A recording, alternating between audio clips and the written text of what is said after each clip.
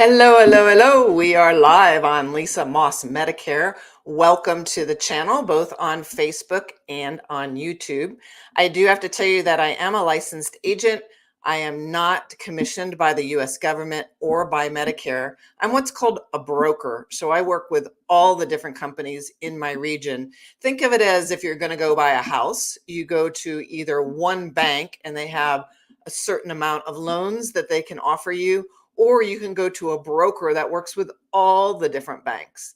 That's really what I do. I go and look at all the different policies and find out what is best in your situation for where you live. Again, Medicare is done all by county. A lot of people do not know that. If you move, even in your own state, to a different county, you do have to check in and make sure that your coverage is still up and running, especially what we're going to talk about today is Part D coverage. You have about 60 days when you move to a new region to change your Part D. It's 63 days of credible coverage, or it can cause a penalty, or your current part coverage of D part for your drugs may not work in your new region. So it's really important to check in with somebody. I'm going to put my information on the screen. If I can ever help you, my direct line is listed below, and also my website. I've been doing a lot of articles lately on my website regarding Medicare that are very interesting. So if you want to learn more about how prescription drugs are named, what exactly is Part D, as we're going to talk about today, those articles are listed on the website insuranceover65.com. I'll put that on the screen again at the very end. I also want to encourage you, if you are listening to this today, is to write comments, and they'll appear in my feed once I see them. If I can get to them right away, I will. If not, I'll get to them at the end. And this is also being recorded live, but it will be posted on Facebook and on YouTube under Lisa Moss Medicare. So if you miss a week, you can always go back and review the topic that was discussed.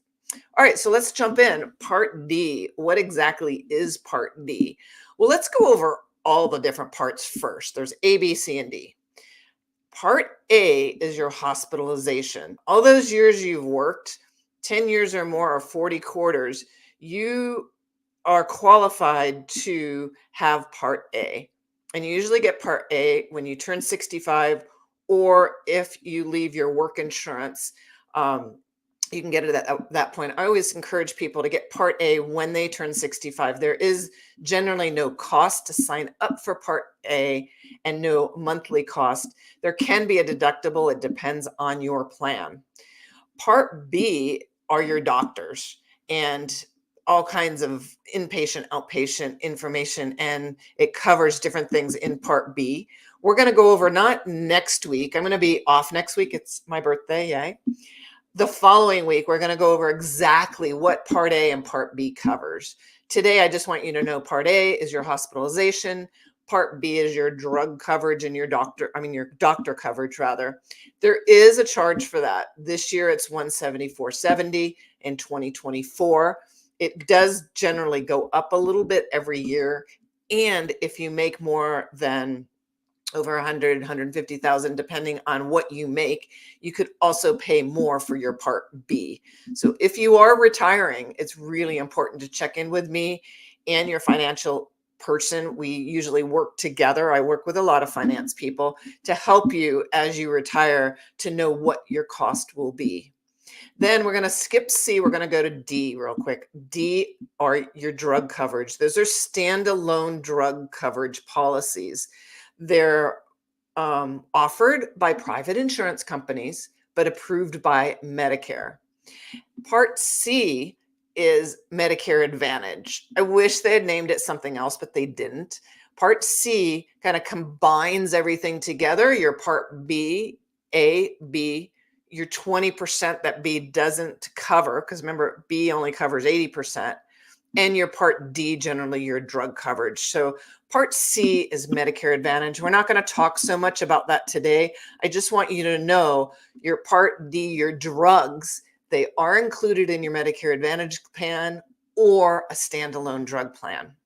So you're turning 65, you sign up for A and B, and you're leaving your job or you don't have any insurance coverage anymore. Sign up for A and B. Once you do, then you can sign up. You have two ways to go. You can go Medicare supplement, where you pay per month for your coverage, whether you use it or not. It covers everything, and a standalone Part D drug plan. Or you can go Medicare Advantage, which again bundles everything together and it includes your drug plan. So both of those are the way to go. You can't have more than one drug plan, though. You can only have one drug plan. So it's a standalone drug plan or one that's in Medicare Advantage. Now, on your standalone drug plans, the cost can run that we have a plan in our area that's 50 cents. It can go up to over $80, but they're not linear. It doesn't necessarily mean your 50-cent plan is a worse plan than your $80 plan. They don't work that way. They work on formularies. Every company has a formulary for your drugs. So what we do as agents is we put all your drugs into your formulary in our database, along with your doctors and your pharmacist. And we figure out what policy works best for you, especially with the drugs. So we want to make sure that your drug plan, when you do Medicare Advantage and standalone, but we want to make sure you get the best drug plan for the drugs you're taking. So remember, everybody is different. And these plans, the standalone, are not linear. So you want to check out with an agent what different plans and what options you have with your drug plans. I also want to mention that each of these plans have a star rating. They're rated from 1 to 5 in the stars. You always want to get a plan 3 or better. Anything under 3, do not even look at. It's not qualified as a really good plan, in my opinion. There's lots of choices in each area. And again, the choices are done by county. So if you're moving counties, make sure that you have the proper drug coverage for that county. Now, we had a question that came up, or a comment, so I'm going to put the comment on the screen. It's from Brittany Daniel. Thank you very much. So, depending what meds you are on will determine your plan. Yes and no. Yes, being that you want to make sure that you let your agent know all the different drugs you're on. Then you go and look at the different drug plans that work best for you. There may be more than one that work best, and it may depend on your pharmacy. For instance, I had a lady that she really did not want Walmart pharmacy.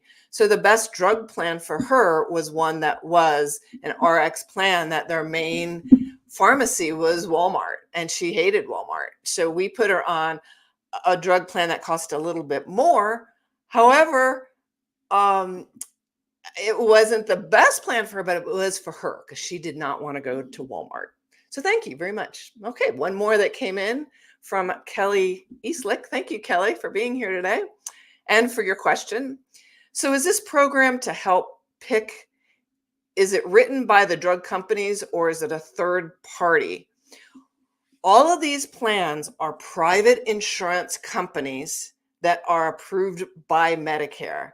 So you can't just go and buy a plan from anybody. These plans have to be approved by Medicare and approved by the company that sells the plans.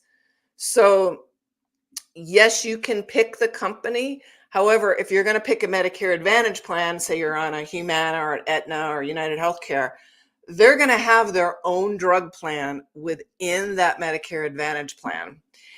All of these are on the formularies. Now, each company that sells the plans, or if it's bundled within a Medicare Advantage, have their own formularies. So it's really important to make sure that your drugs are on the formulary, because the formularies change. We had a big change from 23 to 24 with the formularies. For instance, anybody that was diabetic, Their diabetic formularies changed. And if they had an insulin, then it was $35. So it was capped off at that. I think coming 2025, we're also going to have a lot of changes in the formulary because Congress passed a law that goes into effect. It was on the Inflationary Act of 2022. It goes into effect in 2025 that nobody can spend more than $2,000 out of pocket for drugs. Now, do you think the companies are going to like that? No. So I think we're going to see a lot of changes, especially in the standalone. So in October, your representative, like myself, should or ought to contact you. If they don't contact them, or you can contact me, let us review your formulary, make sure that your drugs that you're taking are still on your formulary. So I want to go through the stages. So each drug plan has 4 different stages. There's your deductible. Some plans have a deductible, some do not. I would say most of them do not. However, the ones that do, say there's a $200 deductible, you're going to pay the full cost for your drugs until your deductible is fully met.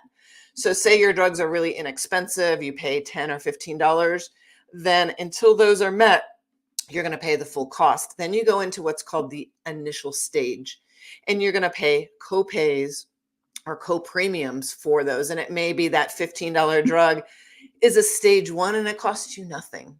Or on the formulary, it's a 1, it costs you nothing, or it may cost you $2. So you'll have some initial coverage, and that goes up to about $4,600. And that's your cost and the insurance company's cost. Once you hit that $4,600, you go into what's called the donut hole. And nobody likes being in the donut hole because you pay 25% of the drug cost, the cost of the actual drug itself. Now, there's ways to get around it. Sometimes your physician can help, your hospital can help, the drug companies can help. That's the time, if you go into the donut hole, give us a call because we can help you, give you some ideas on how to help alleviate that pain a little bit of the 25%. Once you get up to $7,400, and these are 2024 prices, you go into what's called the catastrophic. The catastrophic level is where you usually pay nothing for your drugs, or very, very, very little, but you've paid in the donut hole, the cap. And again, my website, I'm going to put this on back on the ticker here, is Insurance Over 65. And there's a whole article written about the donut hole on the website and what it is. And you can't really avoid it, but you can lessen the pain. So with the drug plans, there's standalone and there's Medicare Advantage. If you do not sign up for a drug plan when you first sign up for Medicare, or if later on you have, say, you move to another area and you don't get another drug plan, you are going to get penalties, and those penalties follow you the rest of your life. The only way, and well, there's a couple, but the main way to get out of it is if you qualify for Medicaid, they will take away that penalty, but it's very difficult. I've had people that have had penalties for 5, 10, 15 years, and it really adds up. So make sure you really know what you're doing with those drug plans. All right, we had another comment that came in with Gary again. Thank you. How do I know I'm on the best plan for me? This is really confusing. My plan has shifted and changed 2 or 3 times now, and I'm still not sure I'm on the right plan. Well, I think the first thing to do is know the plan that you're on and know what the formulary for that plan is. Then sit down with your agent and compare the different formularies. The plans do change year to year. There are times you can change during the year. It's a little trickier with the drug plans. So that's a really good question to check in with your agent on.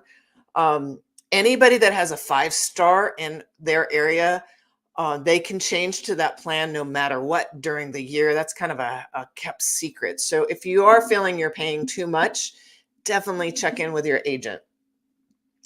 Another comment that came in from Kelly. Thank you, Lisa. You're so welcome, Kelly. Thank you for being here. Another one from Brittany. Can you tell us exactly what it means be on a formulary? Yeah, sure.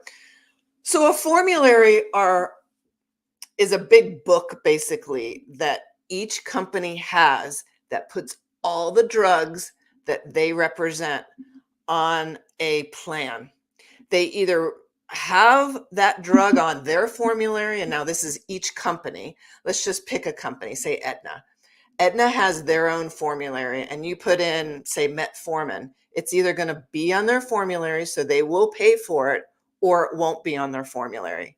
If it's on their formulary, the drugs are categorized on the formulary from 1 to 5, 1 being the least expensive, 5 being the most expensive.